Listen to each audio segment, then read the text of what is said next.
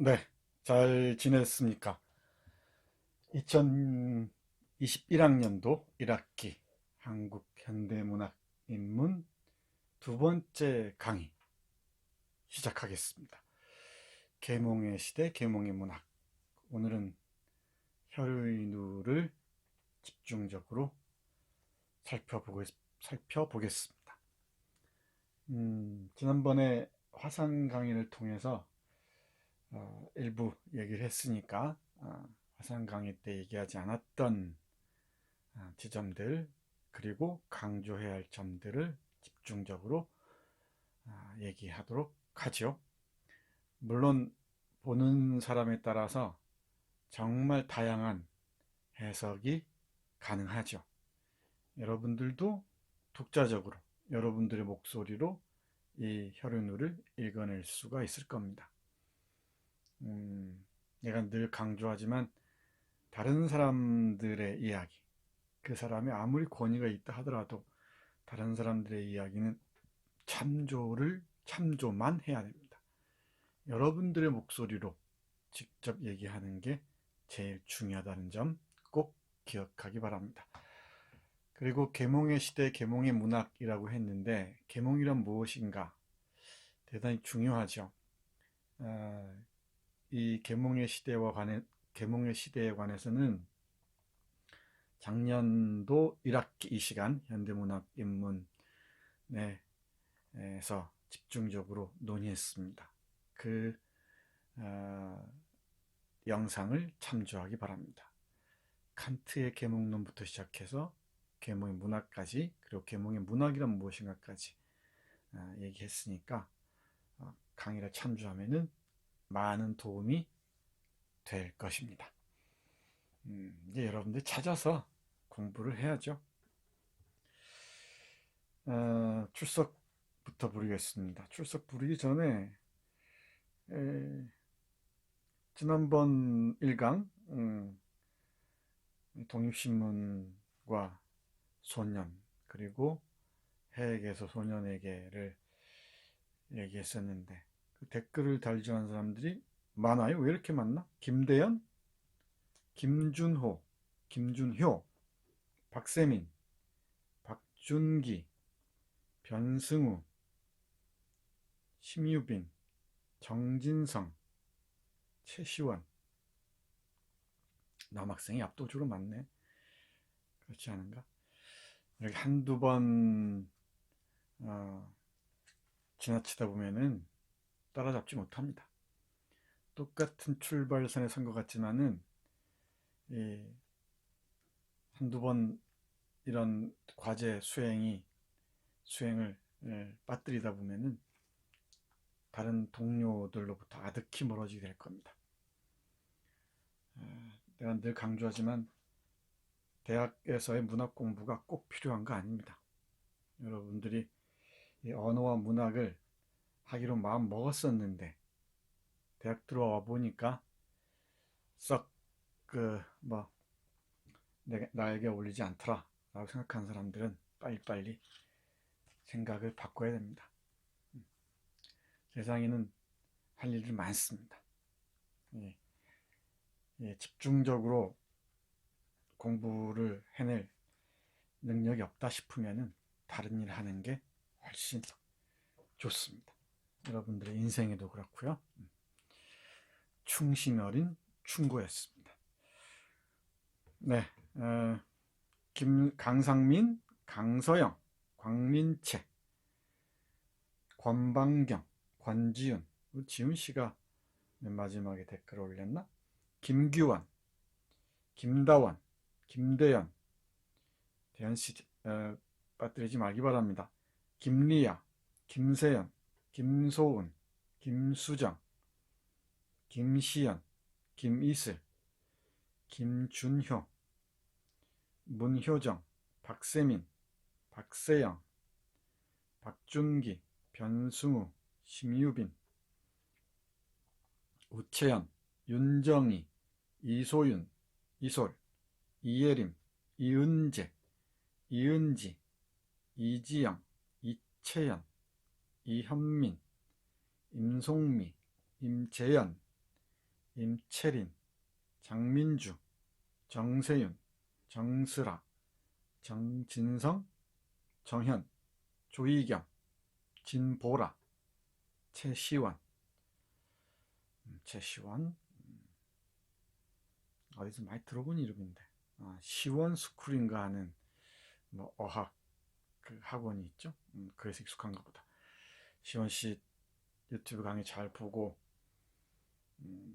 댓글 잘 달기 바랍니다. 최도희, 최윤원, 최진유, 최혜리, 하예원. 혹시 댓글을 달지 못한 사람들은 우리 OT 때, 오리엔테이션 때 얘기한 알림사항을 숙지하지 못했을 수도 있어요.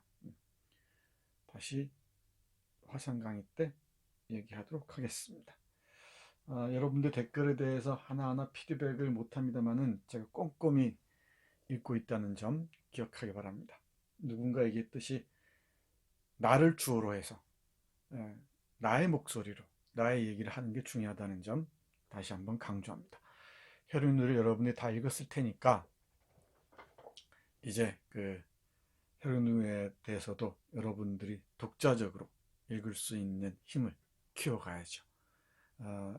이번 강의를 참조하면서 여러분들이 다시 들여다본 혈윤우는 어떤지 유튜브 댓글로 멋지게 남겨보시기 바랍니다. 두고두고 보다 보면은 이 짤막한 에세이 형식의 댓글이 여러분들의 글쓰기 그리고 사고 향상에 중요한 자산이 될 거라는 것 알 수 있을 겁니다. 자, 계몽의 시대, 계몽의 문학, 혈윤우 시작하겠습니다. 오늘 전체 개요를 볼까요? 화륜선의 이미지 주목하기 바랍니다. 그리고 만세보 신문의 전체 모습 보이진 않습니다만 활자는 그 다음에 혈윤우 첫 연재본입니다. 이건 단행본으로 간행된 혈윤우와 그 첫 페이지입니다. 그리고 일천전쟁 문명의 탄환이란 제목인데요. 일천전쟁에서 무슨 일이 벌어졌는지, 일청전쟁이 의미하는 바가 무엇인지, 사상사적 의미는 무엇인지, 또는 문학사적 의미는 무엇인지 보겠습니다. 고아 옥년의 동선에 주목하기로 합니다. 워싱턴 문명 심장부에서 무슨 일이 있었는지 보죠. 그리고 비사맥 같은 마음을 피력하는 구안서의 생각을 전하는 이 목소리의 의미는 무엇인지 깊이 가늠해 보겠습니다. 마지막은 일본에서 발행한 일본 제국주의자들의 홍보 책자죠. 일청전쟁 그 실기도, 실제 이 싸움의 현장을 그림으로 그린 겁니다. 이에 대한 설명도 덧붙이겠습니다. 자, 그럼 맨 앞으로 갑니다.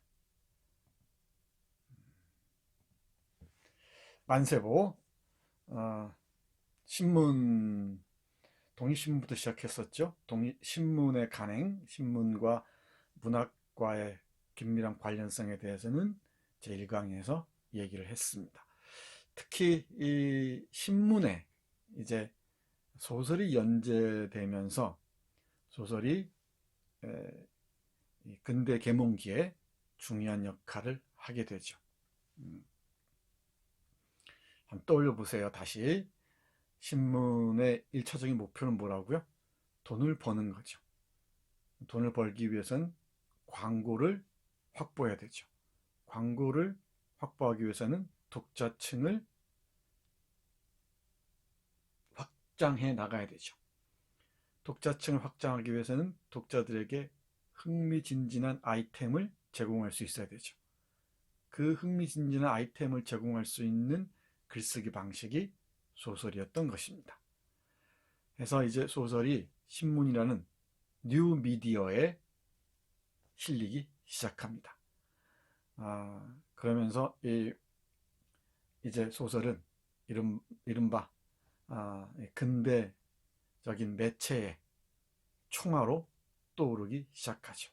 신문이라는 근대 미디어, 근대 매체가 가장 사랑하는 장르가 됩니다. 이 신문과 소설의 관련성은 앞으로도 두고두고 얘기를 하겠습니다. 근데 이 소설은 흥미만을 중심으로 한 게 아니고 여기에 이제 작가들의 이념, 사상까지 더하게 되죠. 해서 이제 흥미성과 이념성을 동시에 갖춘 신문 연재 소설이 대거 등장하기 시작합니다. 대표적인 예가 무정입니다. 무정 이후 염상섭의 대부분의 소설들, 최만식의 소설들 등등이 다 신문 연재 소설입니다. 여기서는 신문이라는 새로운 매체, 뉴미디어와 소설의 관련성에 1차적으로 주목하기 바랍니다. 그 과정들은 여러분들에게 이미 설명을 했습니다. 만세보는 1906년 6월 17일에 창간해서 1907년 6월 29일에 폐간했습니다. 1년 남짓, 1년 조금 넘게 간행됐죠. 1년 조금 넘게 간행됐습니다. 총 293호가 간행됐습니다. 이 신문은 동학을 천도교로 개명한 손병희, 동학의 3대 교주죠. 동학은 최재우, 수은 최재우, 그리고 해월 최시형, 그리고 3대가 손병희입니다. 이 동학은 대단히 한국 사상사에서 중요한 역할을 해요. 그리고 인쇄 매체나 계몽운동에서도 결정적인 영향을 미칩니다. 우리는 동학 농민혁명 또는 동학 농민전쟁만 기억하지만 그 이후에도 이 동학은 사상사 또는 미디어 역사에서 중요한 기여를 합니다. 대표적인 게 만세보고요. 여러분들이 나중에 보겠지만 20년대부터 지속적으로 간행된 개벽이라는 잡지가 있습니다. 이 필기를 잠깐 볼까요?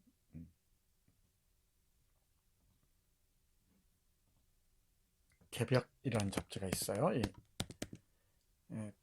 대단히 중요한 영향을 끼친데 이 개벽도 이 동학 계열입니다. 천도구 계열이죠. 그리고 여기서 나온 여러 가지 어린이 잡지들, 다양한 어린이 잡지들이 있는데 개벽 쪽에서 발행한 어린이 잡지들이 있습니다. 잡지 이름이 어린이인가 그럴 거예요. 여러분들 찾아보세요. 방정환의 어린이 운동 등등이 바로 이와 다 관련되어 있습니다. 이 근대 계몽기와 일제 강점기에 동학은 여러 가지 문화사에서 중요한 영향을 끼친다는 것 정도만 일단 이해하기 바랍니다. 나중에 또 두고 볼 테니까요. 여기서는 일단 만세보에 주목하기 바랍니다. 이 만세보는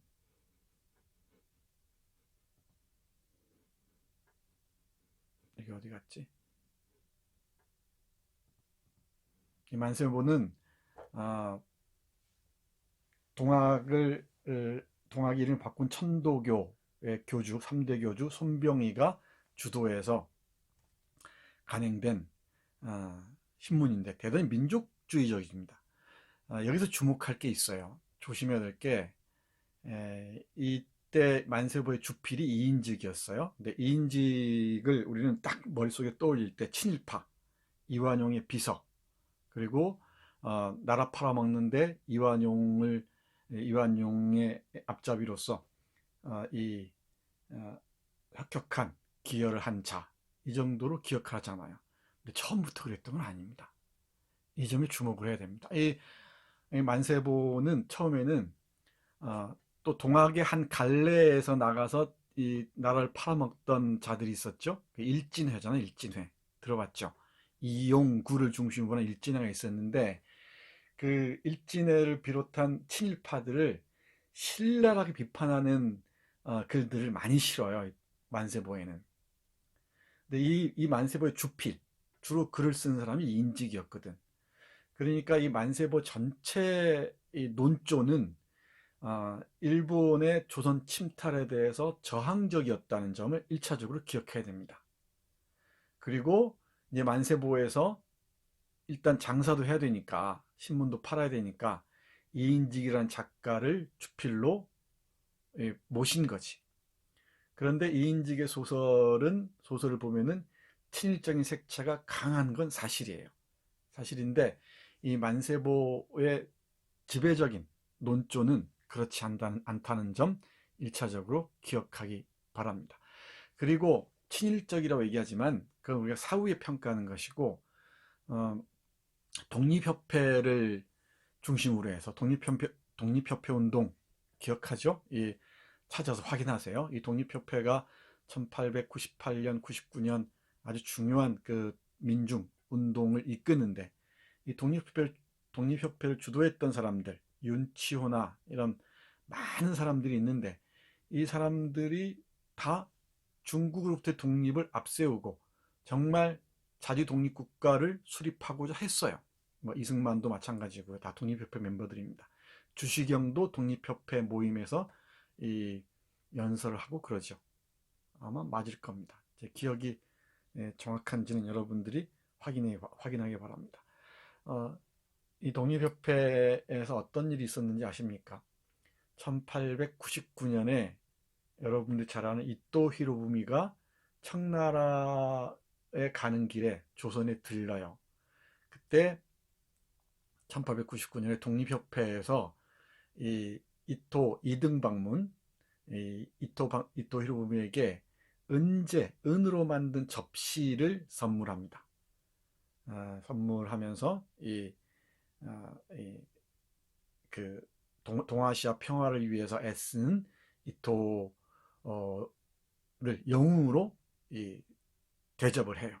근데 그 은제 접시, 은으로 만든 접시에는 독립문이 새겨져 있었습니다. 그 당시만 해도 일본을 믿었던 거지. 일본이 중심이 돼서 아시아를 중국이나 서양의 지배로부터 벗어나게 해주겠다는 일본의 약속을 믿었던 거지. 그런데 일본은 사실은 그 약속이 진심 어린 약속이 아니었던 거죠. 사실은 아시아를 지배하기 위한 전략이었던 거지. 이 눈치가 빠른 사람들은 다 알아챘었어요. 1894, 95년 청일전쟁이 끝난 후에 바로 대만, 타이완을 식민지화 해버리거든. 그러면 이미 알아챘을 법한데, 그럼에도 많은 사람들이 일본을 믿었던 것 같습니다. 안중근의 동양평화론 들어봤죠? 동양평화론을 보면은, 자, 봅시다.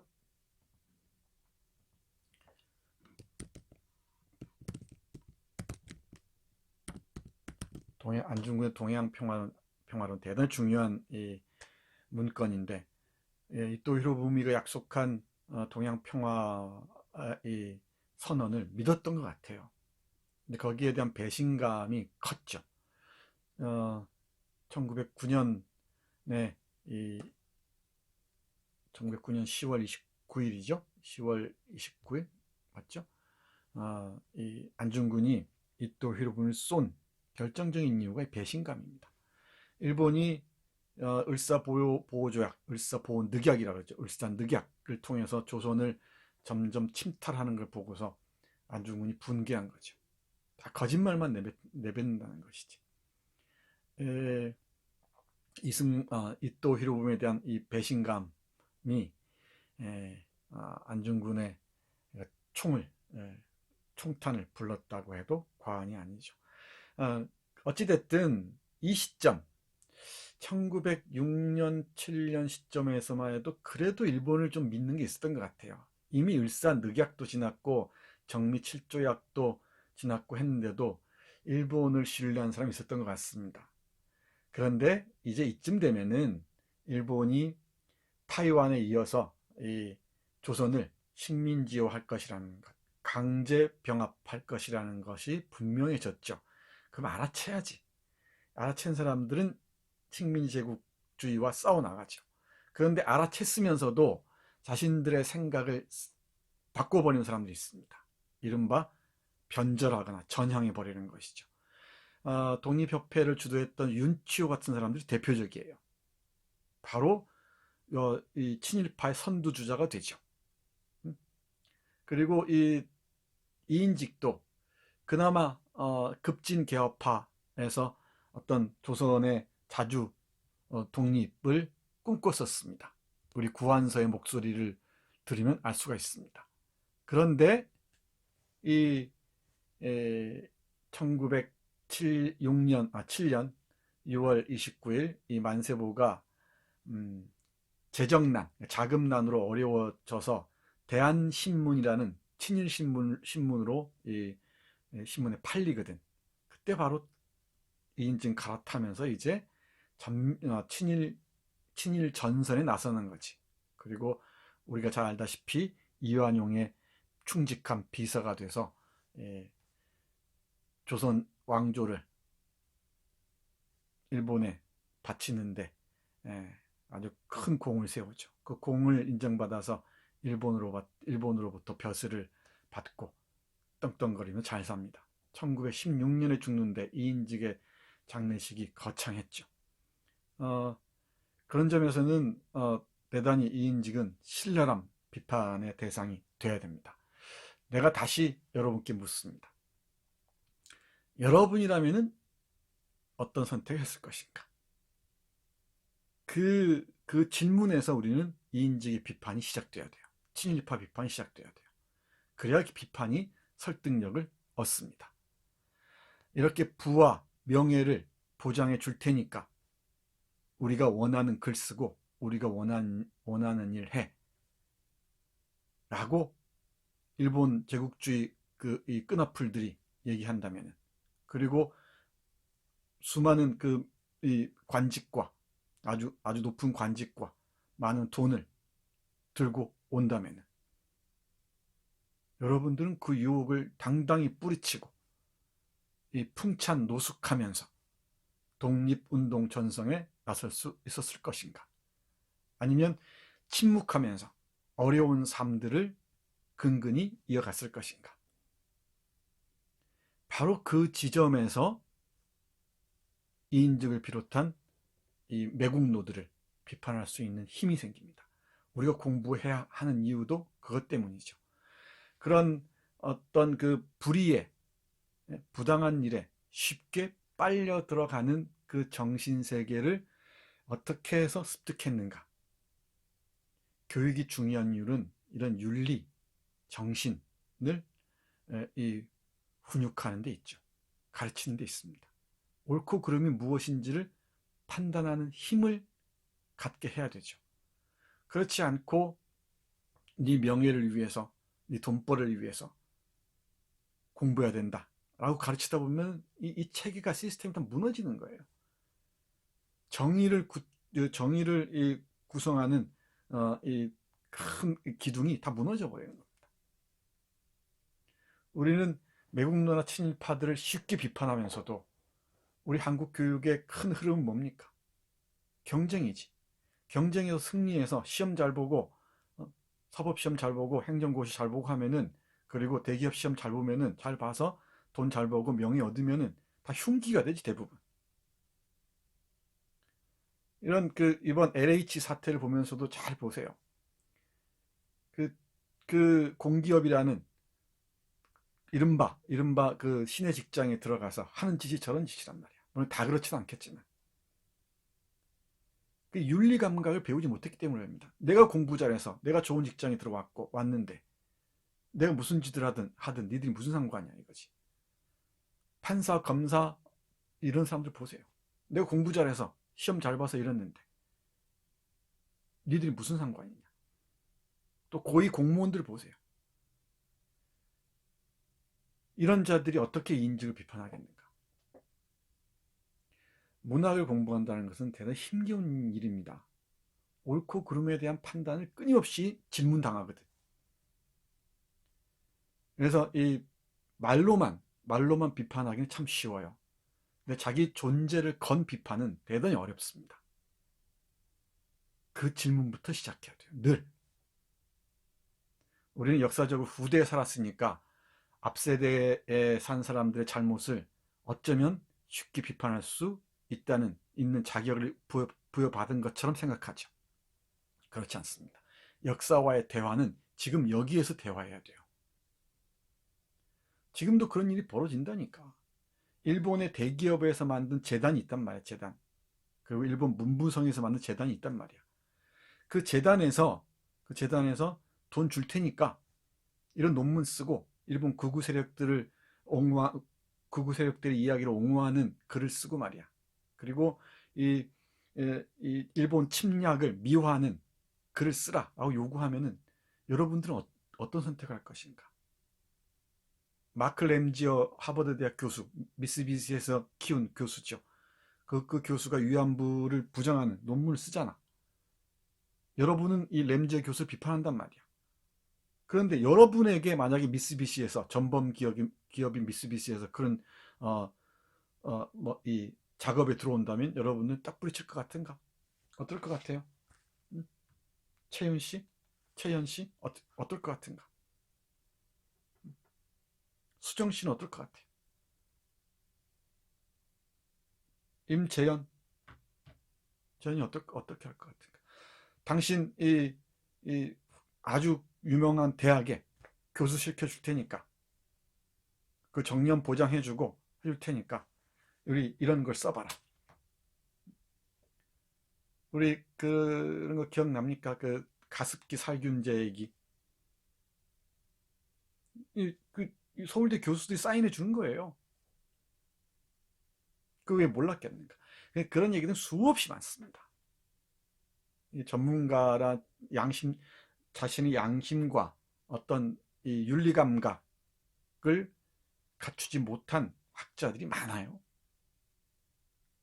그리고 그런 지식인들 수두룩합니다. 이 비판적인 지식이 된다는 것, 그리고 문학을 공부한다는 것. 지금 여기에서 문학을 공부한다는 것은 단순히 재미있는 소설을 읽는 것과는 차원이 다릅니다. 사람들의 수많은 이야기, 동서고금의 이야기, 사연들을 통해서 지금 여기에서 무엇이 옳고 무엇이 그른가를 판단할 수 있어야 되고, 그 판단할 때 최종적인 질문은 스스로에게 던져야 돼요. 나라면 어떻게 했을 것인가? 놓치지 않기 바랍니다. 자, 여기 짧게 볼게요. 자, 봅시다. 여기 보면은 소설 이랬지, 소설. 그죠? 소설 나왔고, 지금 여기 안 보이는데 국초라고 하면 나중에 국초가 이인직의 호였어요. 그리고 혀류누 돼 있지. 그리고 여기 보면은 이 돋보기를 켜볼까? 돋보기를 켜봅시다. 돋보기를 켜보면은 여기 일청전쟁의 총소리 난 평양 일경이 떠나가는 듯 하더니 그 총소리가 그침에 청인의 청인이 뭔가 청인의 청나라 사람의 패한 군사는 추풍의 낙엽같이 흩어지고 일본 군사는 물밀듯 서북으로 향하여 가니 그 뒤는 산과 들에 사람 죽은 송장뿐이라. 충격적인 문장입니다. 사실. 일단 띄어쓰기, 쉼표로 띄어쓰기를 하고 있다는 점 주목해서 보고요. 그리고 여기 일청전쟁이라는 한자 다음에 이 옆에 작은 글자가 붙어 있지. 일단 문체 형식을 봐요. 작은 글자가 붙어 있습니다. 이걸 일본식 루비라는 말을 써요. 루비. 일본의 표기법을 그대로 가져온 거지. 나중에 이게 단행본으로 가면은 사라집니다. 이 표기만 주목해서 보기 바랍니다. 일청전쟁의 총소리는 첫 문장 이렇게 여기 그러니까 한문과 한자가 병기되어 있죠. 그 옆에 한글을 작은 글자를 붙여놨지. 이건 일단은 국문 전용이 아니죠. 국문을 완전히 쓴 게 아니지.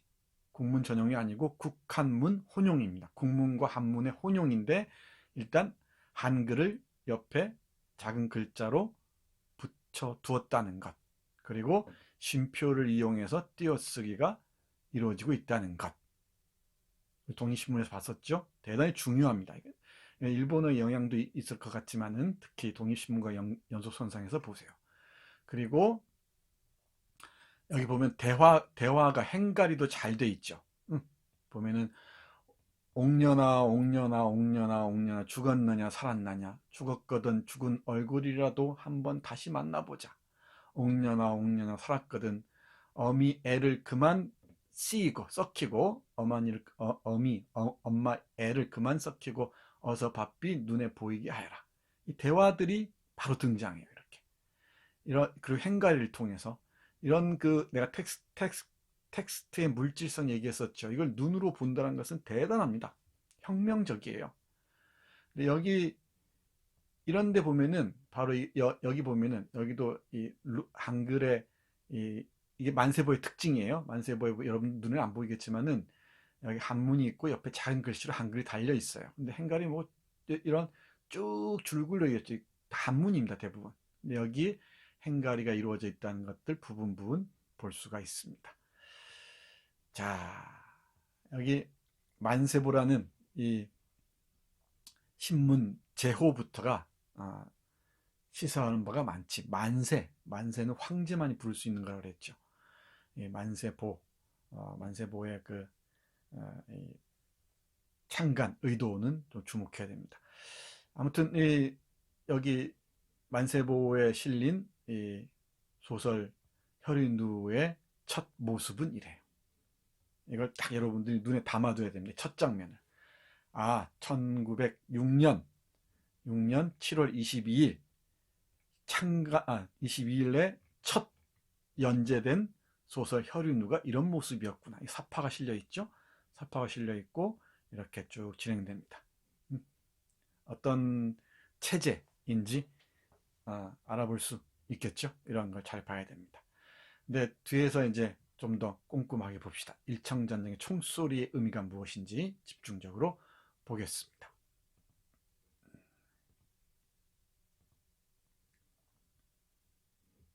여기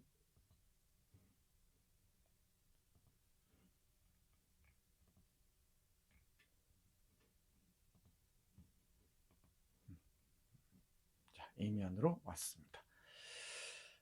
여기 잘 보세요. 이 혈유누 이렇게 되어 있죠. 여기 보면 혈유누 이렇게 써 있고 신소설, 새로운 소설이란 뜻이죠. 구소설에 비해서. 구소설은 우리가 아는 뭐 춘향전, 장화홍련전 이런 걸 얘기해요. 그리고 한자로 신소설 혈루 이렇게 되죠. 혈루.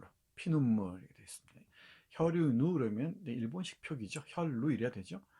이건 단행본이에요. 앞에 건 신문 연재본이고, 그러니까 이 책이 발행되는 순서를 보면은 신문에 1차적으로 연재하고 그 연재된 걸 좀 다듬어서 단행본으로 냈습니다. 단행본으로 잘 팔리면은 이제 뭐 제2쇄도 찍고 3쇄도 찍고 했겠죠. 신세도 혈우누는 1907년 또는 1906년 말에 단행본으로 간행되었다는 이 정보는 있는데 그 실체를 확인하지 못했고, 우리가 볼 수 있는, 여기서 여러분이 보고 있는 이건 1908년에 광학서포라는 출판사에서 간행된 혈흔누예요. 됐죠? 이렇게 생겼습니다.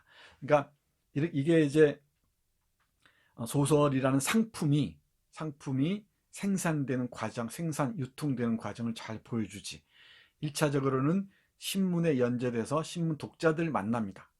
그리고 신문 독자들을 유인하는, 끌어들이는 하나의 이 스펀지 같은 역할을 하지.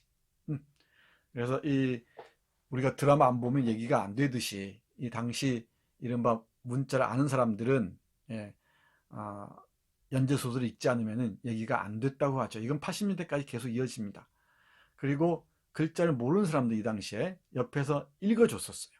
이 얘기도 하면 너무 길어지니까 짧게 얘기할게요.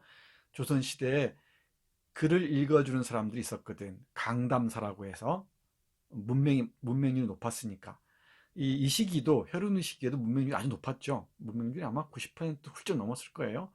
대개가 글을 못 읽는 사람들입니다. 그러니까 혈윤우라는 이 단행본이 나오거나 신문에 연재되면은 그걸 문자를 아는 사람들이 많은 사람들을 앉혀놓고 읽어주는 일들이 있었겠죠. 그게 조선시대에 책 읽어주는 사람, 강담사에서 강담사 전통이 쭉 이어져 온 것이겠죠. 뭐 전통이라는 게 쉽게 무너지지 않으니까. 그리고 이 당시에도 여전히 육전 소설이라고 해서 육전은 뭐 60원 이런 뜻이에요. 육전, 값싼 소설이라는 뜻이죠. 조선시대에 유행했던 소설들, 장화홍련전, 춘향전, 심청전 이런 게 지배적이었습니다. 이런 출판 시장에서도. 여기에 신소설이 떡하니 등장한 것이 얼마나 낯설었겠는가. 자, 이 신소설을 보면은, 신소설 혈루를 보면은 이렇게 시작돼요. 여기 보세요. 혈루라고 그랬죠. 혈루. 그래도 한번 우리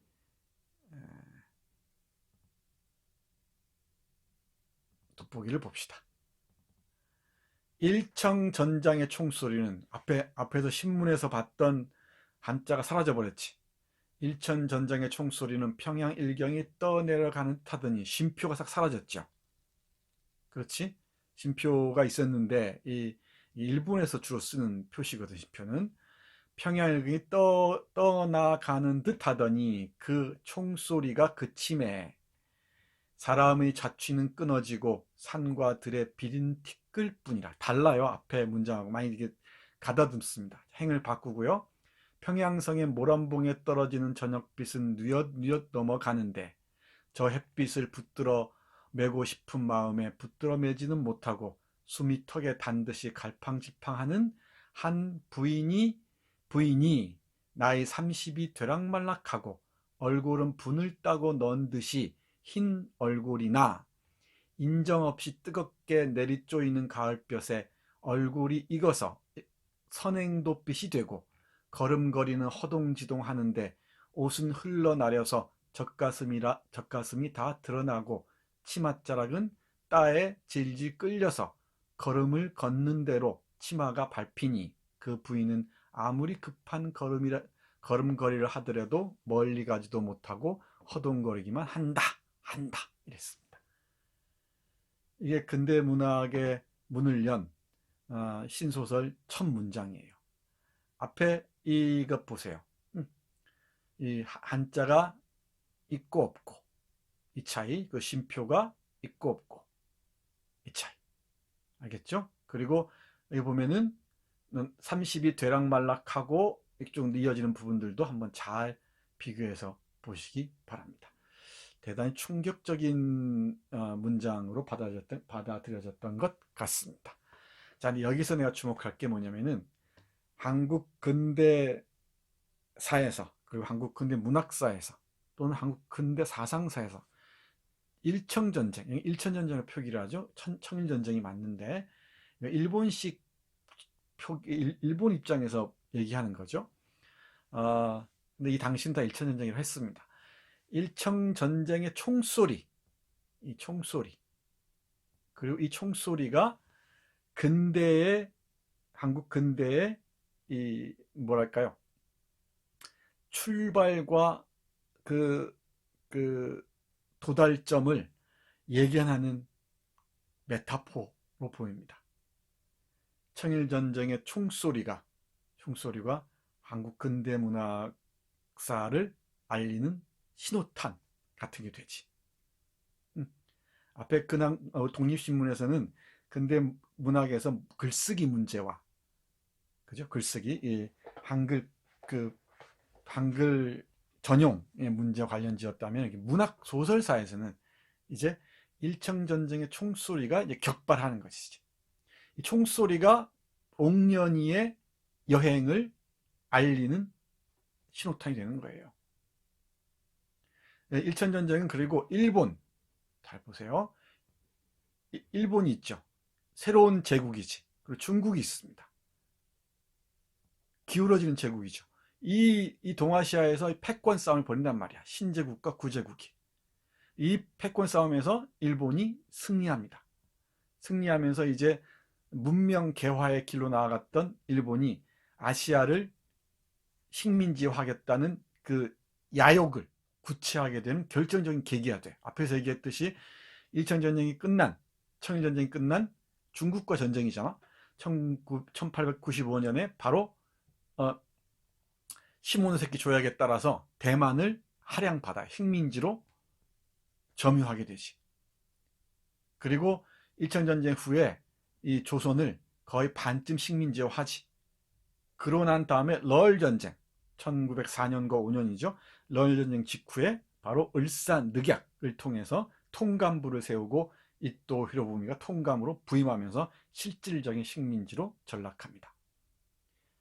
이 출발이 바로 일천전쟁의 총소리였다는 것. 그게 평양에서 벌어진, 평양에서 1894년 9월 17일 있었던 평양 전투예요. 어마어마한 전쟁이었다 하죠. 피가 강물을 이뤘다고 합니다. 이 전투가 배경이 된다는 것. 대단히 리얼합니다. 실감이 있죠. 그러니까 이 소설에 쓰여진 게 1906년이라고 그랬잖아. 그러니까 6년으로부터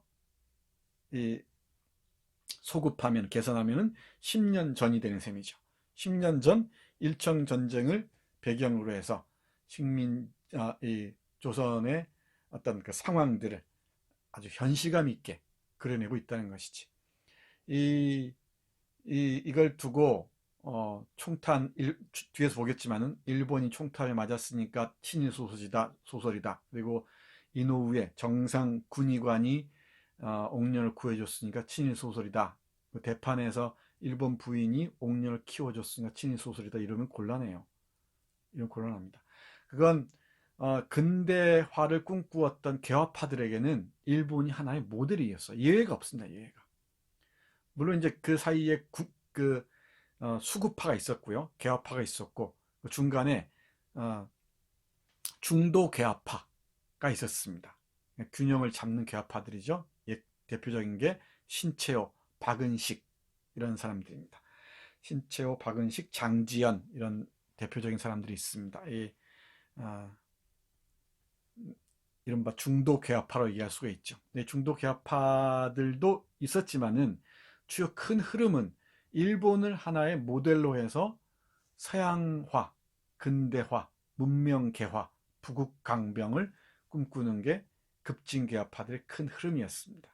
그 사람들의 사상이 일본이 이 청일전쟁과 러일전쟁에 승리하면서 급격히 이 일본의 품에 안기는 방향으로 나아가죠. 이게 한국 근대의 비극입니다. 친일의 과정, 역사적 개념으로 친일의 과정, 나라를 팔아먹고 자신의 개인의 명예와 영달을 위해서 나아가는 그 과정들, 그 프로세스를 잘 알 필요가 있어요. 다시 강조하지만 그 과정에서 그 큰 흐름 속에서 나는 어떻게 했을 것인지 꼭 물어야지. 그리고 또 여기에 반대항으로서 수구파였다면 어떤 선택을 했을 것인지. 예를 들면 면함 최익현 같은 사람이 있어요.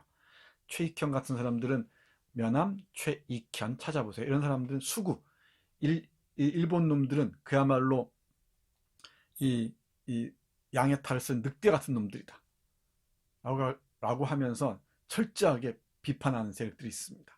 그리고 명나라를 섬기면서 조선의 왕조를 지켜야 한다고 주장했던 사람들이에요. 이런 수구파의 그 정통을 보면은 대단히 옹골차죠. 그런데 역시나 중화 중심, 중국 중심 세계관에서 벗어나지 못하고 있다는 것도 염두에 둬야 됩니다. 이런 질문들을 계속 던져야 돼요. 중국의 속국으로 남는 것은 괜찮고 일본의 식민지가 되는 것은 문제가 되는가? 여러분은 어떤 대답을 할 것 같은가? 그 둘 사이에서 고민한 지성들이 있었지. 그게 바로 신채호, 박은식, 장지연 같은 사람들인데, 장지연 알죠? 시일야 방성되고. 근데 이 장지연도 일제강점기에 이르러서는 이 친일적인 글을 쓰고 그럽니다. 신채호가 끝까지 싸운 사람이죠. 아나키스트가 돼서. 이런 고민한 사람들이 있습니다, 중간에. 근데 여러분이라면은 이런 그 사상 구도 안에서 지식인들 이런 구도 안에서. 그러니까 한쪽에 수구파가 있고 옛것을 지키자는 파들이 있습니다. 면함, 최익현이 대표적이에요. 그리고 다른 한쪽에 급진괴화파가 있습니다.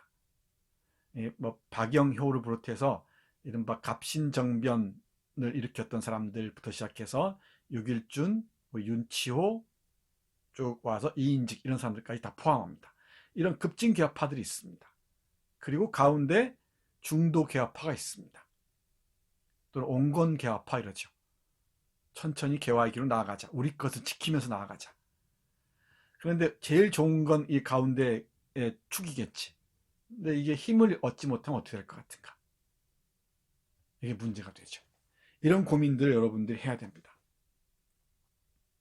여러분들의 포지셔닝이라고 그러죠. 자리 잡기는 어느 쪽일 것인가? 여러분들은 어느 쪽에 설 것인가? 대세를 따라서 일본 제국주의 흐름에 몸을 실을 것인지, 몸을 실어서 우리 누구야?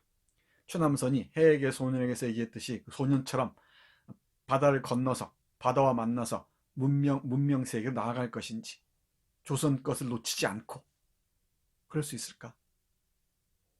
근데 최남선도 그렇게 소년의 힘을 강조했던 최남선도 걷잡을 수 없이 친일의 흐름으로 나아가죠. 여러분이라면 어떻게 했을 것인가? 정말 이혜영이나 이런 사람들처럼 가산, 살림들을 다 털어서 만주에 가서 또는 연해주에 가서 이 독립운동을 한 사람들이 있습니다. 또 박열처럼 일본에 가서 아나키스트로서 저항한 사람들이 있어요.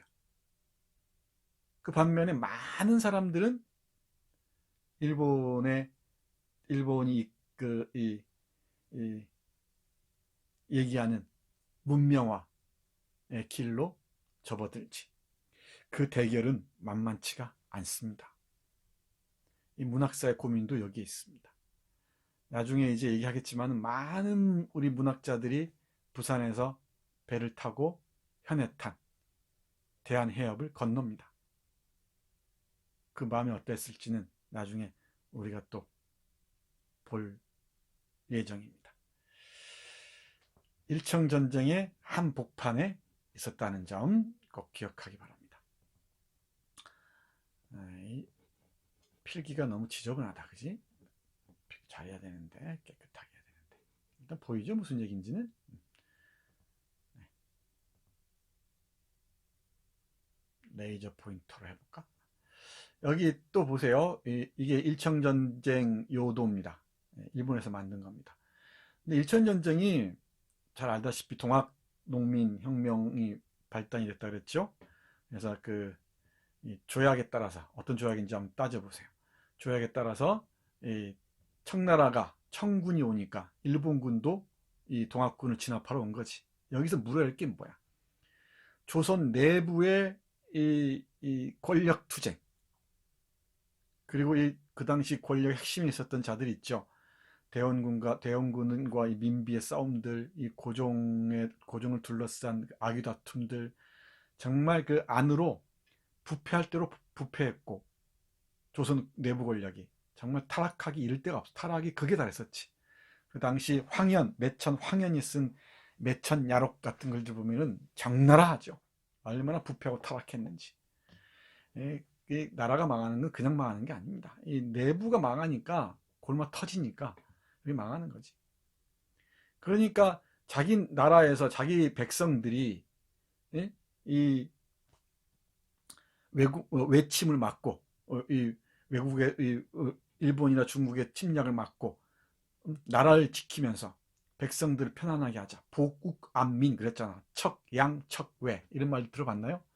필기해야겠네. 동학구인 내세웠던 게 뭐야? 보국안민. 그 다음에 척양 척. 한자를 다 해야 되는데 찾아보세요. 보국안민. 나라를 보완하고 지키면서 백성을 편안하게 하고 양놈과 외놈을 다 배척한다는 뜻이야.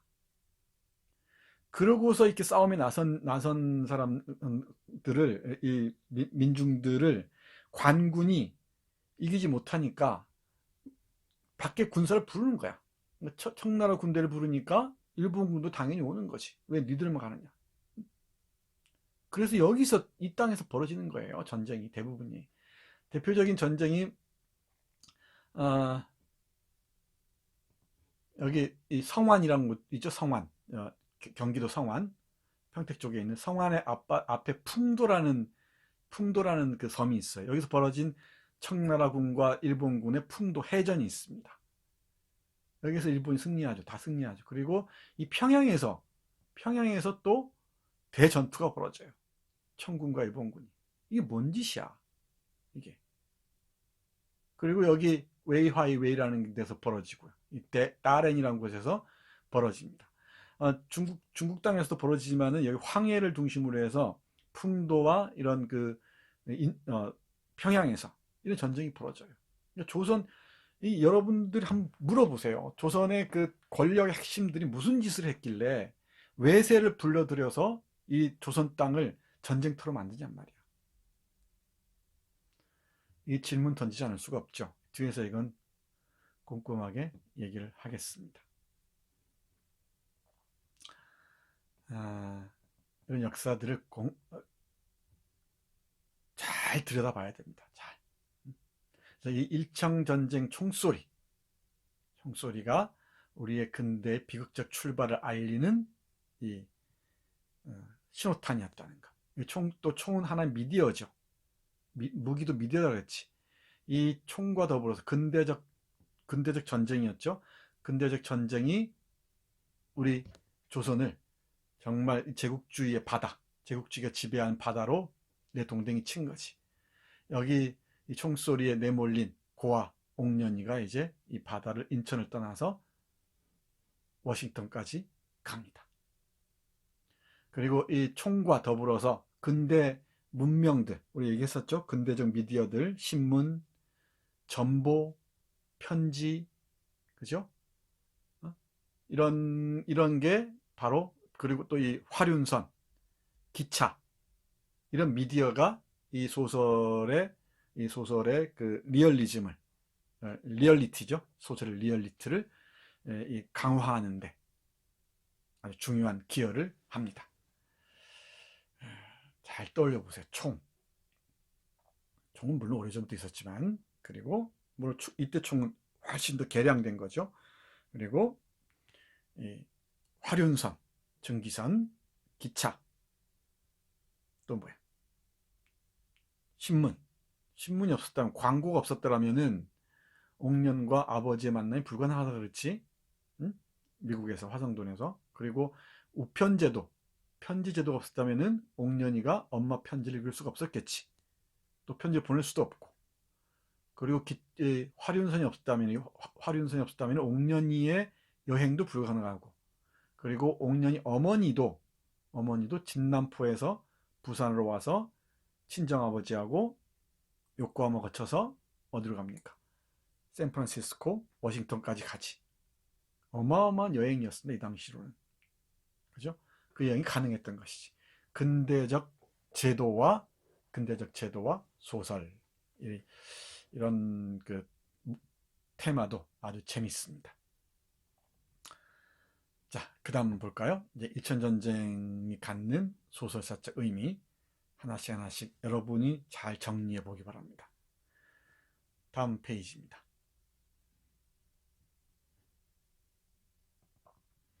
일청전쟁, 문명의 탄환.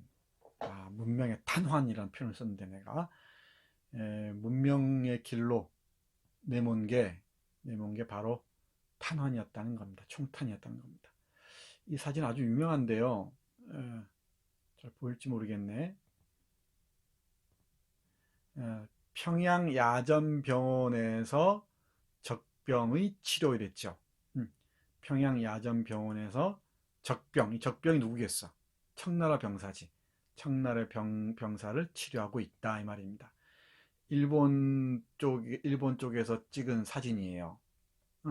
여기 이 청나라 병사가 누워 있죠. 그리고 일본 군의관, 아마 정상 군의관인지 모르겠어요. 군의관이 지금 치료를 하고 있습니다. 여기 옥년을 뉘어보세요. 옥년을. 이 청나라 병사가 옥년이라 그러면 어떻게 될 것인가. 대단히 리얼하게 와닿지. 이 정상 군의관, 이노우의 군의관은 아주 시혜적인 존재죠. 그러니까 이 당시 급진괴화파, 이인직을 비롯한 급진괴화파들에게 일본은 조선의 문명 개화를 도와줄 어떤 그 은혜로운 사람으로 생각했던 것이지. 여기서 또 물어야 돼요. 아까 청나라의 속국은 괜찮고 일본의 식민지는 문제가 되느냐라고 질문을 던졌었지. 그러면 일본의 식민지는 정말 문제죠. 문제 아닐 수가 없지. 그런데 미국을 은혜로운 국가로 여기고 이 미국에 철저하게 이 동화되는 모습을 보이는 것은 또 어떤가? 이 질문도 던져야 돼요. 우리는 지금까지도 미국을 은혜로운 국가로 생각하는 사람들이 많아요. 그럼 오래됐는데 이때부터 시작해서 이 한국전쟁 때 그리고 한국전쟁 이후에 여러 가지 유엔, 미국이 중심된 유엔의 그 도움들이 있었죠. 그 때문에 미국에 대한 그 정신적 의존도가 아주 높습니다. 한국인들에게는. 의식적이든 무의식적이든. 그건 어떤가? 정말 독립적인, 독자적인 그 사유를 펼치고 그리고 이 한반도에서 자주적인 자신의 길을 걸어갈 수 있다는 게 과연 만만한 일인가? 여러분이라면 어떻게 했을 것인가? 대답해 보기 바랍니다.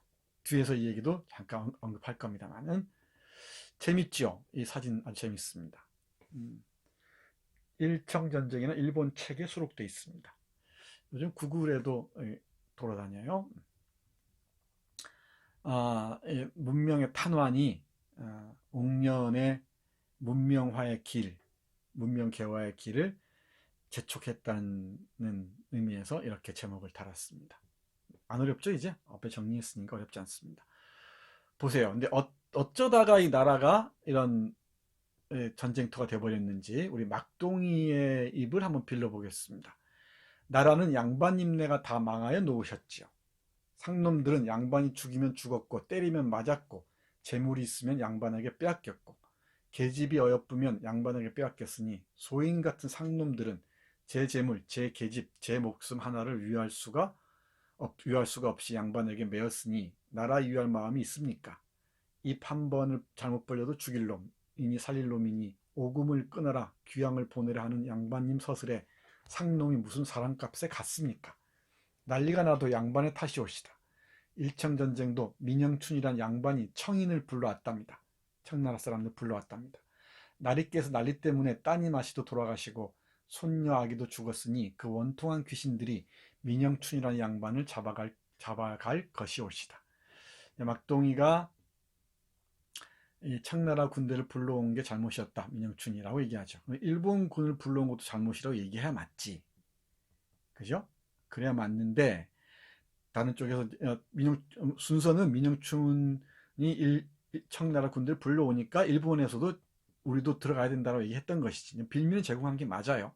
근데 일본군의 조선 그 침입도 분명히 비판해야 되는데 그건 없다는 것을 분명히 여기서 얘기할 수가 있죠. 아무튼 이 막동이의 말, 우리 최주사 옥년의 외할아버지 최춘의 옥년의 엄마의 아버지죠. 이 아버지에게 막동이 하는 말은 주목해야 되죠. 지배 세력들이 19세기 내내 정조가 1801년에 죽었어요.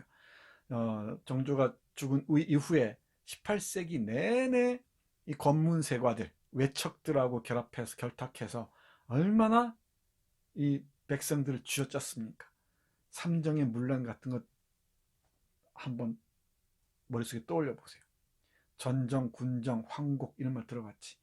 이러니 백성들이 먹고 살 리가 없지. 먹고 살 길이 없죠. 그러니까 나라를 생각할 마음이 어디 있겠나. 맹자가 얘기했죠. 항산이 있어야 항심이 있다고 합니다. 항상 늘 생산하는 게 있어야, 먹고 사는데 고민이 없어야 항심, 변하지 않는 마음도 있다는 거지. 근데 이렇게 백성들이 죽어날 지경이니 나라니 뭐니 이런 게 무슨 관심이 있겠어요. 이게 막동이의 항변입니다. 대단히 중요한 부분이에요. 이 막동이 항변입니다. 그러니까 청일전쟁의 어떤 원인을 나라가 약해진 데서 찾았고, 나라가 약해진 이유를 지배층의 이 전횡, 이 악행이라고 봤던 것이지. 일리가 있죠. 일리가 있습니다. 그렇다고 해서 이렇게 일본의 모든 걸 기대는 게 옳으냐 하면은 또 꼭 그렇진 않겠지. 왜냐하면은 동학에 대해서 얘기해야 되니까. 그래서 이 개화파들은 개화파뿐만 아니고 수구 세력도, 이게 아이러니예요. 이 수구 세력과 아까 개화파 얘기했죠. 이 개화파 중도파도 마찬가지인데 이 동학 세력들을 다 비적이라고 했어요. 비적, 토비라고 했어요. 토비.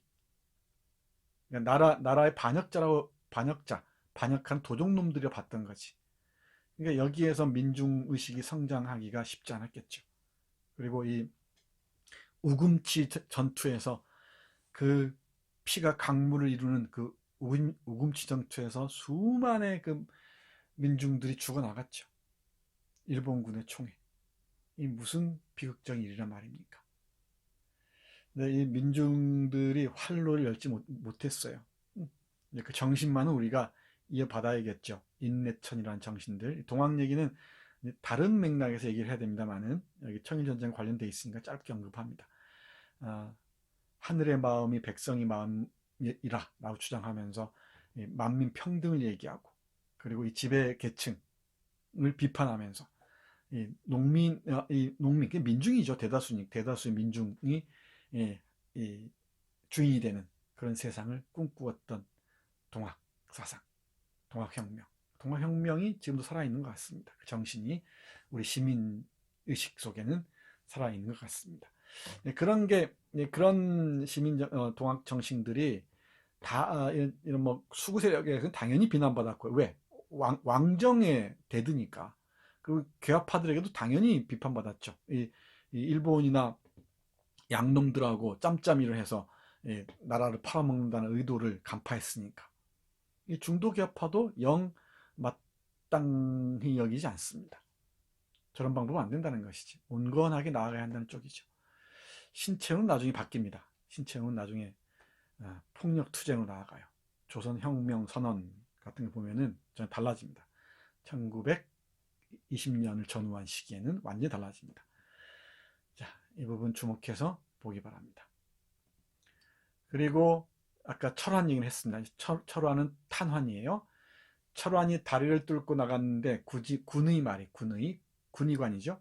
만일 청인의 철환을 맞았으면 철환에 독한 약이 섞여 있어서 맞은 후에 하룻밤이 지냈으면 독기가 몸에 많이 퍼졌을 터이나, 옥년이가 맞은 철환은 일본군의 총알이어서 치료하기가 대단히 쉽다 하더니 과연 3주일이 못 되어서 완연히 평일과 같으니라. 치료가 됐더라. 아주 유머러스한 부분이죠.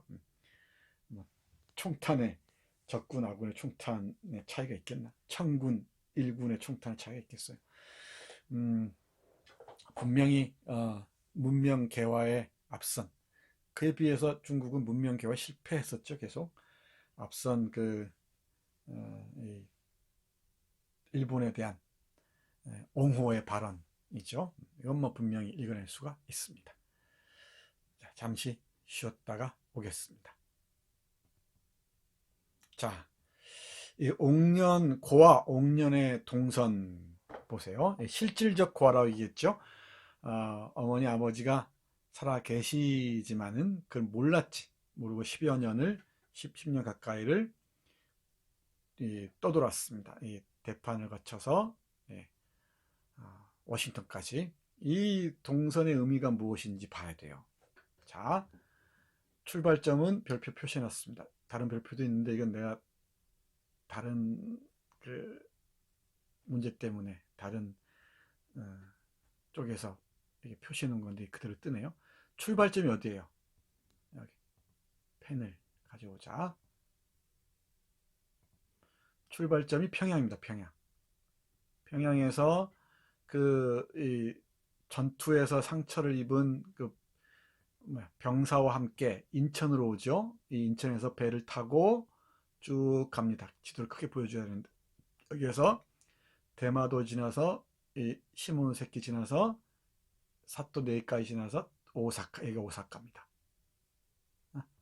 오사카에서 이제 다 기억나죠? 오사카에서 양어머니라고 불렀던 정상군의관의 그 아내에게 자라나다가 이 군의관이 죽었다는, 정상군이 죽었다는 얘기를 듣고 재가를 해야 쓰겠는데 다시 시집을 못 가게 생겼어요. 누구 때문에? 옥년 때문에. 그 얘기를 듣고 옥년이 집을 나와서 이제 전차를 타고 기차를 타고 쭉 가는 길에 구완서를 만나죠. 그리고 구완서를 만나서 여기 횡빈 요코하마로 갑니다. 배를 타려면 반드시 요코하마로 가야 했어요. 이 당시 홍콩과 요코하마, 이 샌프란시스코를 잇는 전기선이 취항했습니다. 1867년인가 그래요. 이때 배가 다녔어요. 그래서 이 미국 가는 배를 타려면은 여기 두 가지 방법이 있습니다. 요코하마에 가서 샌프란시스코 가는 것, 그리고 또 하나는 여기 상하이로 가서 상하이쯤이죠. 상하이에서 배를 타고 저 인도양 지나서 지중해 지나서, 그죠? 지중해 지나서 어디야? 영국으로 가거나 아니면 프랑스에서 내려서 기차 타고 가거나, 그리고 그쪽에서 대서양을 통해서 이쪽 미국 동부로 뉴욕으로 들어오는 거지. 이 길입니다. 두 가지 길이 있었는데 이 길이 짧았겠죠. 근데 여러분들 주목해야 할 것은 이 아득한 길을, 이 바다를 봐야 돼요. 바다. 이 대한해, 이 태평, 이게 황해와하고 이 대한해협 현해 탐마에도 아득한 백길인데 이 백길 보란 말이야. 이게 이 문명으로 가는 길에 아득한 거리를 상징하는 것처럼 보이지 않나요? 이 배를 타고 일본은 그 이와쿠라 사절단도 이 배를 타고 가고 그러긴 하는데, 우리 문학사에서는 뭐 물론 육일준도 뭐 가기도 하고 그렇습니다만은 나중에는 그 나의 석도가 그런데 그 육일준은 세계 일주를 해요. 유럽과 미국을 갑니다. 먼저 간 사람들이 있긴 했는데 일단 옥년이, 고아가, 이 옥년이가 여자 몸으로 7살 먹은 애가 일본에 가서, 그리고 여기서 한 몇 년 배우나 3, 4년 공부하고 난 다음에 다시 이 배를 타고 샌프란시스코까지 가. 샌프란시스코에서 여기서 중국인을 만나죠. 여기서 만난 사람이 바로 강유이라는 사람이에요. 강유이. 캉유웨이라는 유명한 중국의 그 계몽 사상가입니다. 이런 거 다 찾아봐야 돼요. 캉유이를 만나죠. 만나고 여기서 대륙 횡단 열차를 타고 워싱턴까지 가요. 이 길은 바로 이 조선의 한 동아시아 한복판의 한 귀퉁이에 있던 조선의 고아가 문명의 심장부로 향하는 여로입니다. 심청전과 이 어떤 평행적인 구도를 보여주죠. 심청이가 아버지에게 팔려서 용궁으로 가지. 용궁에 갔다가 아버지를 만나서 아버지가 눈을 뜨지. 그 장면 대단하죠. 여기 보면은 마지막에 어머니가 살아있다는 편지를 보고서 옥년이 우는 장면 보세요. 죽은 줄 알았더니 뭐 살아계셨네 그러지. 그리고 이 최주사하고 외할아버지하고 옥년이가 진남포에서 배를 타고 다시 쭉 건너서 어디로 와? 여기까지 오죠. 와서 다 상봉하지. 이 장면 다 용궁 잔치 장면이에요. 그런 심청이가 인당수에 던져진 이 남경 상인들에 의해서 던져진 것을 근대적인 미디어를 통해서 이제 이렇게 리얼리티를 확보하면서 소설을 이렇게 구사한 것이지. 이 여로에 화륜선이 없이는 불가능했죠. 총탄이 없이는 불가능했지. 이 만남은 전보와 신문이 없이는 불가능해요. 우편제도가 없이는 불가능합니다. 이 말 알겠죠? 이 아득한 거리가 바로 문명화의 거리였어요. 그런데 이 아득한 거리에서 구한소와 옥년은 이 조선을 제국으로 만들고 싶어 하지만, 그리고 문명 개화한 나라로 만들고 싶어 하지만, 그 문턱에서 일본의 제국주의적 욕망에 의해서 좌절돼 버리죠. 침몰해 버립니다. 이 비극이 바로 한국 근대사의 맨 앞에 자리 잡고 있습니다. 이 최남선은 이 소년이여 입맞춰 주마 하면서 이 문명의 파도를 헤치고 나아가라고 했는데, 우리 옥년이가 헤치고 나간 것처럼 보였어요. 소설적으로는 이런 나간 것처럼 보였지, 실제로는 문명의 파도에 휩쓸려서 사라져 버렸습니다. 아무튼 이 소설적 욕망의 구도는 이렇습니다. 소설에서는 이런 문명화의 심장부를 향해 갑니다. 그리고 이 심장부에서 최신 교육을 받고서 이 조선을 일본과 같은 제국으로, 그리고 여성들도 다 배우는 문명 개화의 국가로 만들고자 했던 것이지. 이 동선, 여론의 옥년의 동선을 주목해야 돼요. 고아라는 것도 주목해야 됩니다. 고아라는 것, 고아 컴플렉스, 고아의 사상은 대단히 중요한데, 이 얘기는 작년 이 강의, 작년 현대문학인문에서 무정 강의를 참조하기 바랍니다. 다음 시간에 만세전 얘기할 때 잠깐 언급할지는 모르겠습니다만은, 작년의 강의를 참조하면 정말 많은 도움이 될 것 같습니다. 공부 열심히 하세요. 나는 유튜브로 강의를 이렇게 축적해 놓으니까 정말 많은 도움이 될 것 같아요. 여러분 많이 찾아보기 바랍니다. 그래야 여러분들이 이 문학사에 대한 입체적인 이해를 갖게 돼요. 좀 풍성해지고 더 깊고 넓게 바라볼 수가 있습니다. 짧게 얘기하자면 옥년이가 고아야. 나중에 실질적 고아라는 뜻이 여기서는. 그리고 무정의 주인공 이형식도 고아예요. 이 고아의 의미가 뭐냐면은, 자유롭지만은 부모와의 대결을 포기해버리지. 대결할 이유가 없죠. 그러니까 혼자서 내던져집니다. 그러니까 이 전통, 부모와의 대결이 없다는 것은 전통으로부터 떨어져 나온다는 것이지. 그러니까 자유로워 보이지만은 그만큼 자기가 살아온 땅에 대한 토대가 부족하지. 이 고아들은 끊임없이 상승하고자 해요. 그러다가 어느 순간 이카로스처럼 추락해버리지. 대단히 중요합니다. 한국 문학사의 대표 작품인, 문을 연 대표 작품이죠. 소설 혈은우와 무정의 주인공이 고아라는 것. 옥년은 실제 고아는 아니지만은 실질적으로 고아나 다름없었죠. 고아의 의식 속에서, 이 여정 속에서. 그건 어떤 면을 강조하는지 이해하겠죠. 그리고 무정의 주인공 이형식은 고아였습니다. 그러니까 이 여학교를 졸업할 때까지 워싱턴에서 우리 옥년이는 아버지 어머니가 다 돌아가신 줄 알았잖아요. 꿈속에서나 뭐 만날까 이런 것이지. 혼자 자란 거예요, 혼자.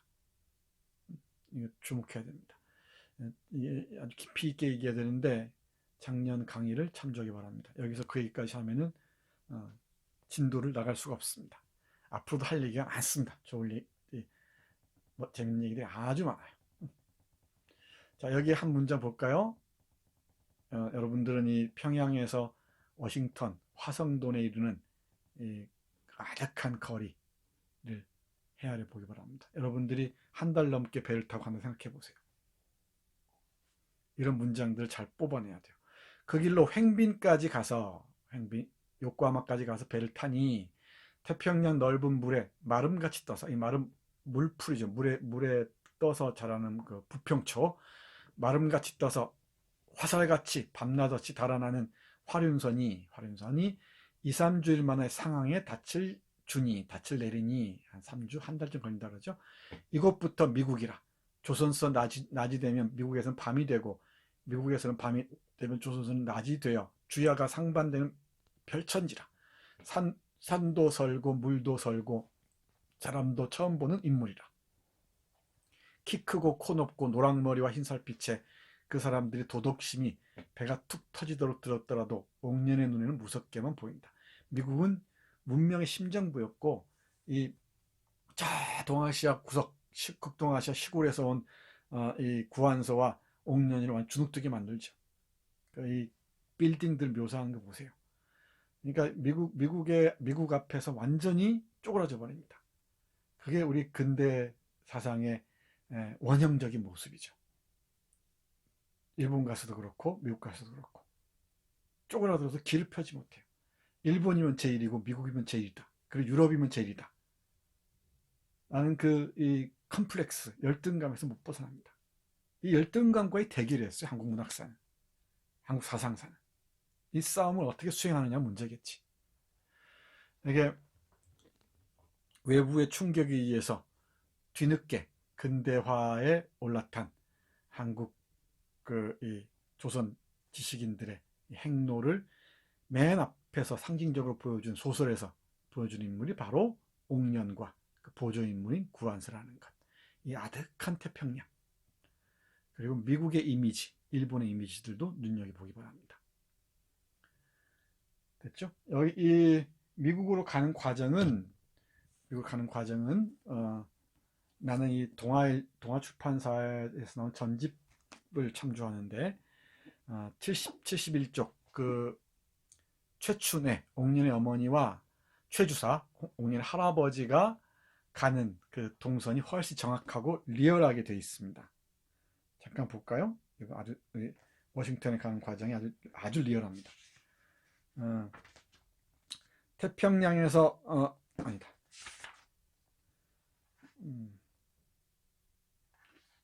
물속에 산이 솟고 산 아래는 물만 있는 해협을 끼고 달아나는 화륜선은 어찌 그리 빠르던지 눈앞에 보이던 산이연을 하면 뒤에 가 있다. 부산항에서 떠나서 일본 대마도, 마관 시모노세키예요. 그리고 하관인데 마관이랬네. 마관 지나죠. 그 다음에 시노, 고베, 대판, 오사카를 지내놓고 횡빈, 요코하마로 들어가는데 옥년 어머니 마음에는 그만하면 미국 산천이 거의 보이거니 생각하고 하루에도 몇 번인지 화륜선 갑판 위에 올라서 배 가는 곳만 바라보고 섰다. 이 배같이 크고 빠른 것은 다시 없으려니 하였더니 큰 배는 횡빈에서 닻을 두고 태평양 내왕하는 배를 갈아타니 그 배는 먼저 탔던 배보다 더 크고 빠른 배라. 됐죠? 속도감 있게 묘사됩니다. 타고 앉은 배는 밤낮 쉴 새 없이 달아나는데 지낸 곳이 보이던 일본 산천은 자라목 움츠러들듯 점점 작아지더니 태평양을 들어서면서 산명색이라고는 오뚜기만한 것 하나도 보이지 않고 보이는 것은 물과 하늘뿐이라. 이 문장들이 나중에 김동인과 임화 이런 사람들에게 엄청난 영향을 끼치죠. 이 문장이 아주 리얼합니다. 사실적이고요. 이런 문장들도 찾아서 확인하기 바랍니다. 옥년의 동선 이해 갔죠? 자, 다음 페이지 보겠습니다.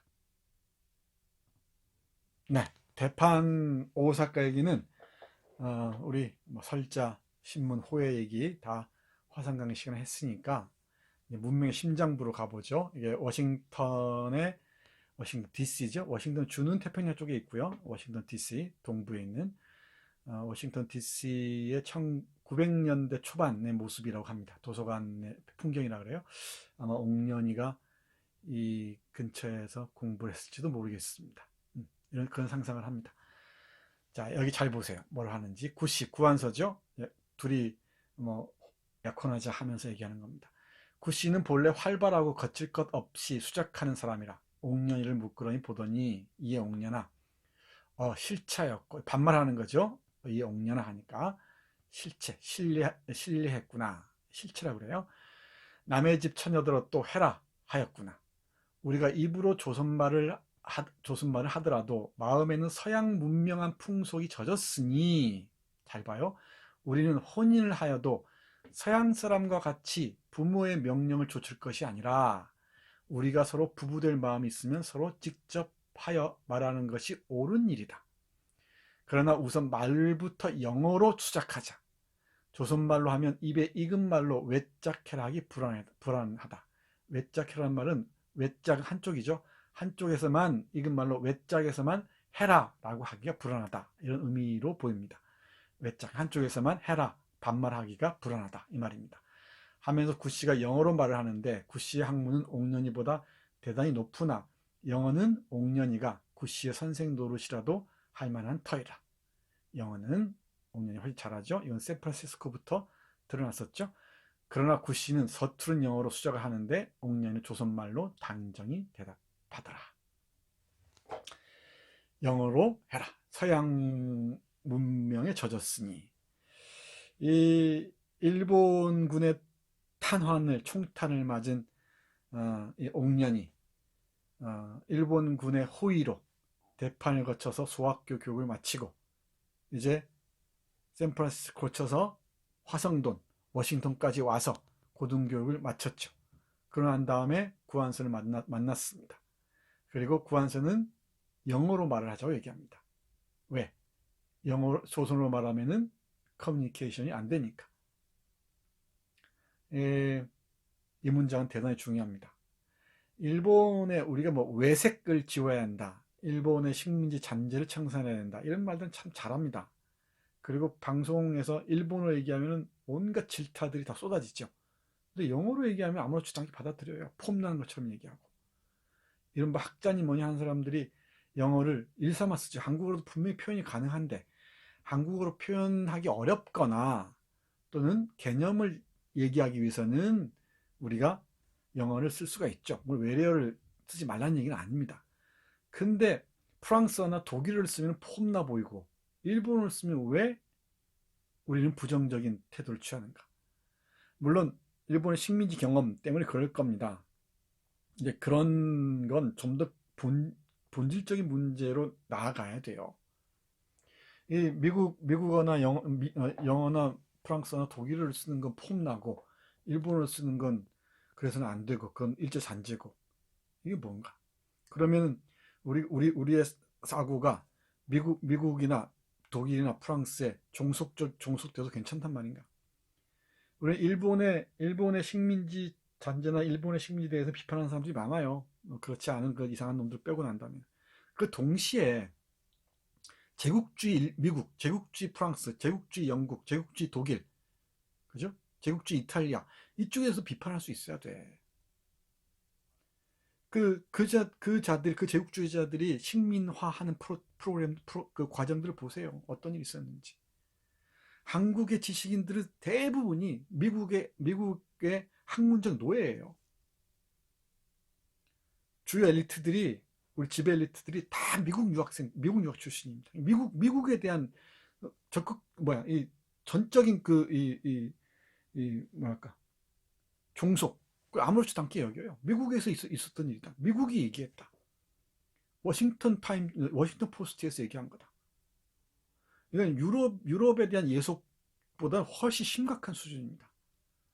독자적이고 자율적이고 자주적인 이런 자기 판단, 자기 비판, 자기 선언 이런 데서 미숙해요. 의존도가 아주 높습니다. 일본 제국주의에 대한 비판에 못지않게 우리는 서양 제국주의에 대한 비판도 함께 수행해야 돼요. 그래야 균형 잡힌 거죠.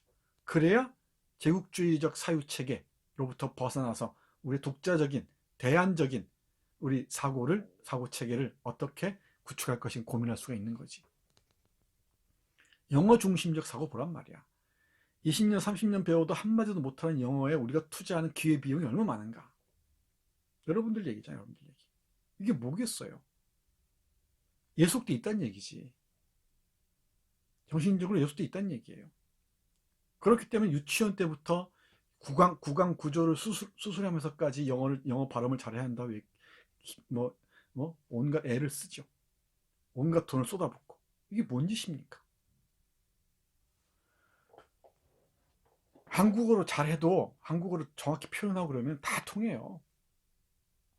그 정도 우리는 잘 사는 나라입니다. 근데 이런 학문 정신에서 독립하지 못하고 있다는 이게 문제입니다. 다시 강조하지만 일본 제국주의에 대한 비판 못지않게 서양 제국주의, 미국 제국주의에 대한 비판도 통렬하게 수행한다는 것. 그 균형을 갖추지 못하면은 일본 제국주의 비판은 설득력이 없다는 것. 그리고 항상 그 중심에 내가 있어야 된다는 것. 영어 잘하는 사람 보면 부럽다? 그러면 여러분들은 제대로 비판을 수행하지 못한 거예요. 잘하는 사람들을 우리가 인정합니다. 인정하면서 한국어가 갖는 힘들을 또 우리 얘기할 수 있어야 되지. 아무리 영어, 일본어 잘해도 전문적인 얘기들은 다 통해야 돼요. 그 전문가들의 힘을 빌면 되는 것이지. 이런 고민을 해야 됩니다. 이게 이 혈흔우유가 안고 있는 문제 같은 거예요. 이게.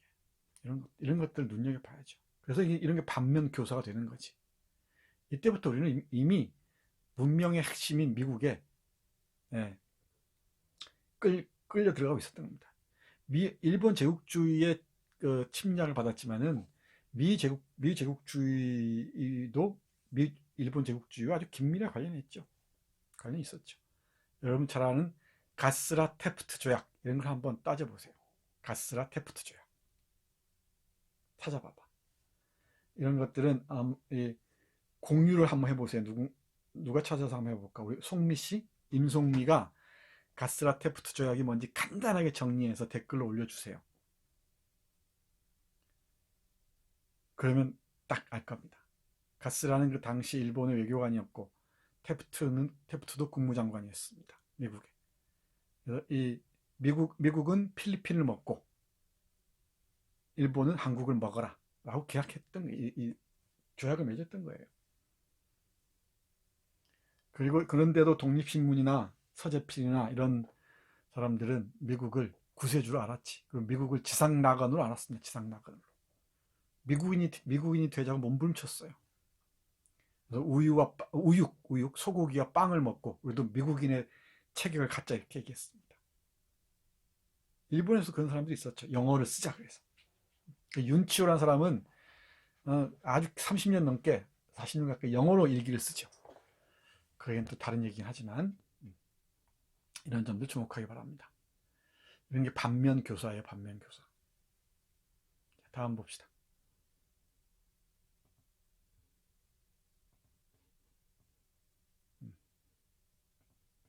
지우고 안 지워진다.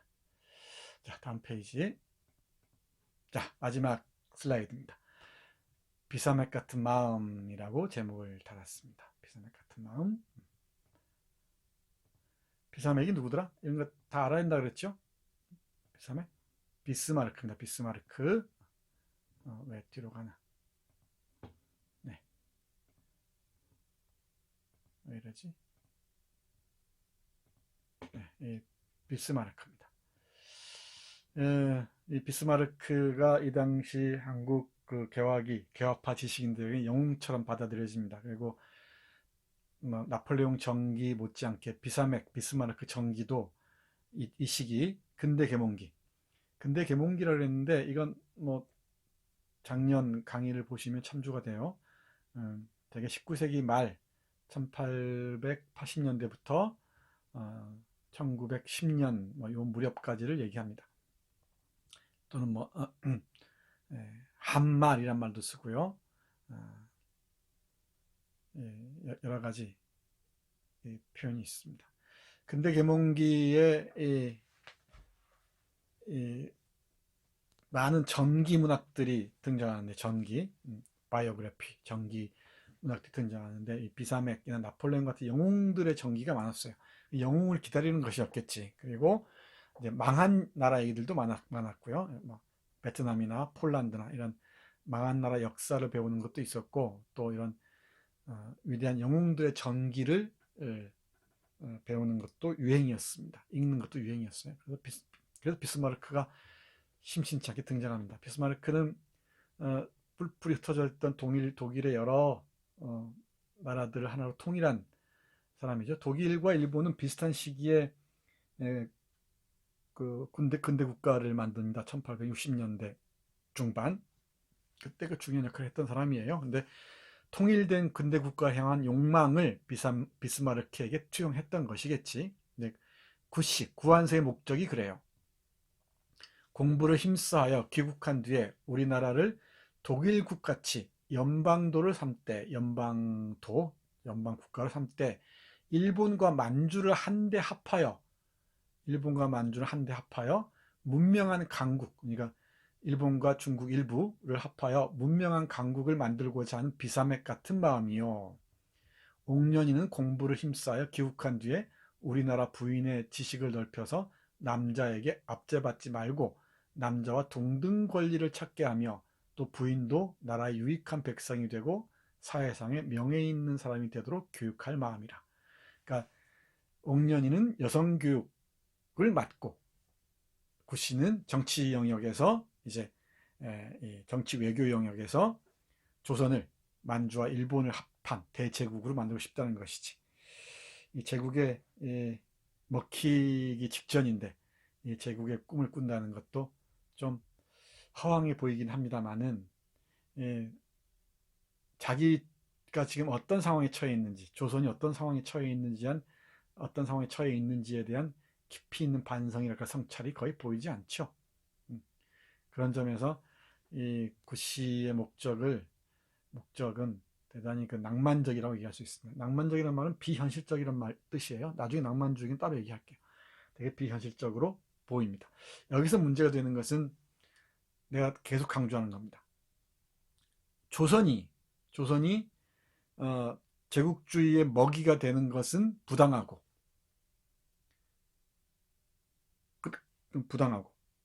거꾸로 조선이 다른 중국의 일부나 일본이나 다른 다른 곳들을 식민지로 거느리는 것은 정당한가? 이 질문을 던져보라는 말입니다. 다시 얘기하면은 우리가 제국주의의 지배를 받는 것은 부당하고, 또 우리가 다른 곳을 제국주의적으로 지배하는 것은 온당한가? 어떻게 생각합니까? 이 질문 던져야 돼요. 여러분도 홍길동전 알죠? 홍길동전 꼼꼼히 읽은 사람이 거의 없을 겁니다. 우리 율도국 얘기 다 알죠? 근데 홍길동이가, 이 얘기도 길게 설명해야 되는데 짧게 핵심만 얘기하겠습니다. 홍길동이가 이리저리 하다가 율도국 군사를 거느리고 율도국으로 가죠.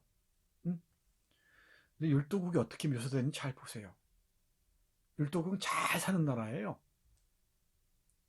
아주 토지도 비옥하고 백성들도 잘 살고 있었어요. 그런데 밖에서 온 홍길동과 그 군사들이 율도국을 지배하고 지가 왕이 돼요. 이걸 이상향이라고 얘기하면서 우리는 이 홍길동의 율도국 지배에 대해서 환호하지.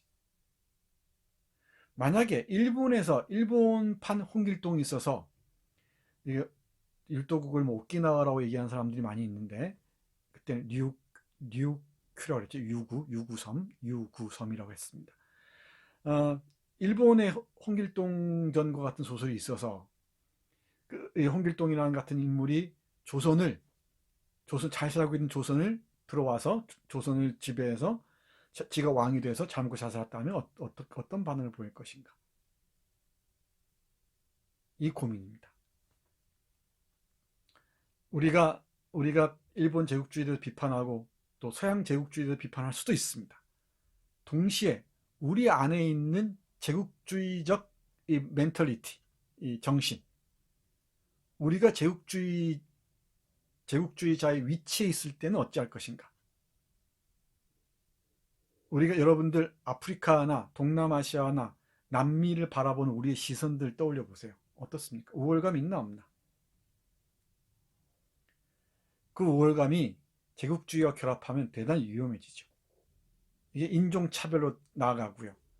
어떤 극우 세력의 마인드인 파시즘의 그 정열로 나아갑니다. 대단히 위험합니다. 여러분들은 어떻습니까? 우리 외국인 노동자들 많이 들어와 있죠. 그 사람들을 보는 여러분들의 시선은 어떻습니까? 그리고 네팔이나 필리핀이나 인도네시아나 요즘 미얀마나 크메르나 아프리카의 많은 나라들 바라보는 여러분들 시선은 어떻습니까? 이 구씨의 이 마음이 우리에게 어떻게 변주되는지도 읽어야 될 것 같습니다. 어, 또 옥년이 여성 교육을 담당한다는 것, 남녀 젠더적 구분도 문제가 없지는 않죠. 이 시점에서는 분명히 의의는 있는 것 같습니다. 일정 정도.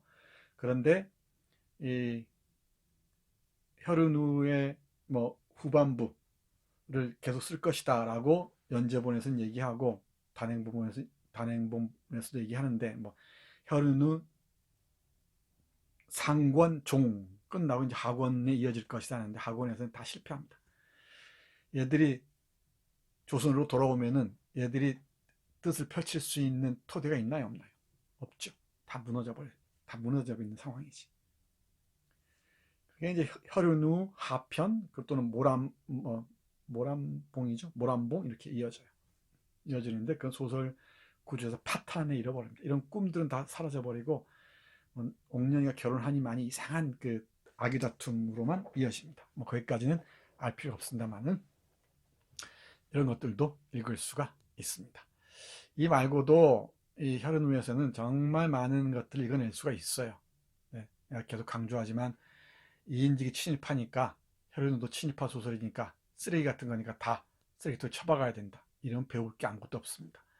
왜 친일파로 갔는지, 왜 이 소설 안에는 왜 그런 의미들이 어떻게 있는지 잘 배워야 돼. 이게 반면 교사예요. 우리 화상 강의 시간에 얘기했듯이 서정주가 친일파니까 서정주 다 쓰레기통에 버려야 된다, 서정주 문학들. 그러면 안 돼요. 서정주가 쓴 것은 쓴 것대로 보고, 문학사적인 위치에 의미가 있는 것들, 또 서정주가 쓴 이 친일적인 시들, 이 민족을, 조선 민족을 그 죽음의 시간으로 몰아넣었던 시들 같은 건 다 교과서에 실록해서 배워야 돼. 그리고 학생들에게 판단하게 만들어야 돼요. 어찌할 것인지. 계속 질문하게 만들어요. 질문하게.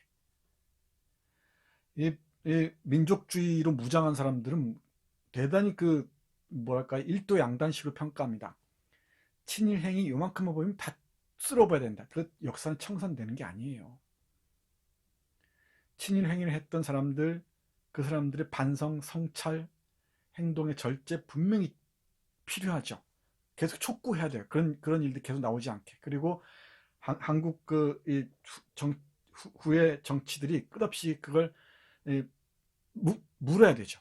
묻고 왜 이런 짓을 했는지 계속 되물어야 돼요. 우리 역사에서는 그 묻지 못했어요.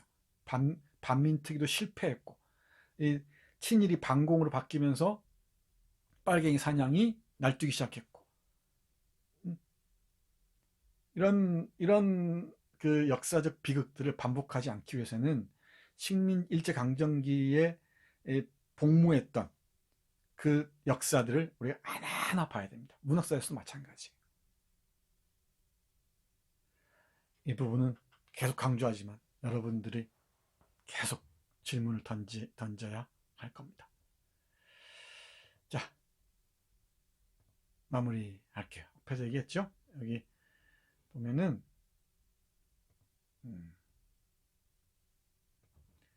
여기 야진 중장 전군을 독하고 평양을 약취하는 그림, 이렇게 했죠. 풀어서 얘기하면은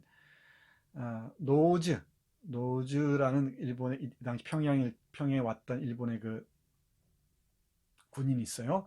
노주 중장이 전군을 이끌고 평양을 공략해서 취하는 그림의 뜻입니다. 이게 우길기죠. 그 동아시아의 격동의 현장, 동아시아 외교 질서가, 동아시아 국제 관계가 급격하게 변하는 그 한복판에 청일전쟁이 있었고, 그 청일전쟁을 배경한 게 혈흔후였고, 이 청일전쟁의 총탄을 맞은 옥년이의 여로를 그린 게 바로 혈흔후였고, 이건 바로 총탄을 맞은 고아 옥년이 문명의 심장부에 도착해서 어떤 경험을 하는지를 보여주는 것이었다는 것. 그 혈흔후였다는 것. 혈흔후의 그 의의와 한계는 여러 측면에서 지적할 수 있어요. 다 얘기할 수 있습니다. 근데 우리는 내가 얘기했었죠. 의미를 읽어내고 먼저, 그리고 나중에 이제 더 많은 지식을 쌓은 다음에, 많은 공부한 다음에 비판을 할 수 있어야 되죠. 한계와 더불어서 비판할 수 있어야 됩니다. 짤막한 소설 한 편 읽는데도 정말 많은 공부가 필요하죠. 네, 많이 필요합니다. 어, 시간이 조금 10분쯤 넘쳤네요. 열심히 강의 잘 듣고 어, 댓글도 멋지게 달기 바랍니다. 여러분들은 할 수 있습니다. 그리고 몇 번에 걸쳐서 다시 반복해서 듣고 다른 간곡하게 부탁하지만 지난 학기에 했던 강의들도 한번 쭉 따라오세요. 하나 둘씩 따라오면은 정말 많은 도움이 될 겁니다. 내가 가능한 반복 안 할 거예요. 여러분들의 자율적인 공부에 맡기겠습니다. 이 한 학기가 끝나고 나면 여러분들은 훌쩍 성장해 있는, 지적으로 성장해 있는 여러분 자신을 발견하게 될 겁니다. 두 번째 강의 계몽의 시대 계몽의 문학 혈윤우 마치겠습니다. 수고했습니다.